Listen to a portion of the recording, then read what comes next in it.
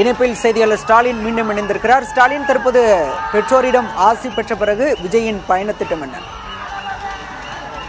பலா இங்கிருந்து சென்னை அடையாறிலிருந்து தன்னுடைய பெற்றோரிடம் தற்போது அந்த அவருடைய இல்லத்தில் தான் இருக்கார்.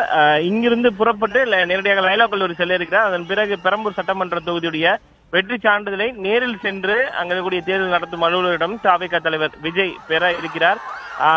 இந்த வெற்றியை பொறுத்த வரைக்கும் இது மிகப்பெரிய வெற்றியாகத்தான் அந்த தவிக தொண்டர்கள் கருதுகிறார்கள். ஏன்னா கட்சி ஆரம்பித்து 2 ஆண்டுகள்ல சந்தித்த முதல் சட்டமன்ற தேர்தலிலேயே ஒரு மிகப்பெரிய வெற்றியை, அதுவும் தனி பெருங்கட்சியாக தவிக தமிழகத்தில் உருவெடுத்திருக்கக்கூடிய ஒரு சூழல்ல தற்போதைய நிலையில 108 தொகுதிகள் வரை அவர்கள் முன்னிலையில் இருக்கிறார்கள். பல தொகுதிகளுடைய வெற்றி அறிவிக்கப்பட்டது. தற்போது அடையாறு இல்லத்திற்கு சென்றிருக்கக்கூடிய தவிக தலைவர் விஜய் பெற்றோரை சந்தித்து ஆசி பெற்றிருக்கிறார். தொடர்ந்து நுங்கம்பாக்கம் சென்று வெற்றி சான்றிதழையும் பெறவிருக்கிறார் தவிக தலைவர் விஜய்.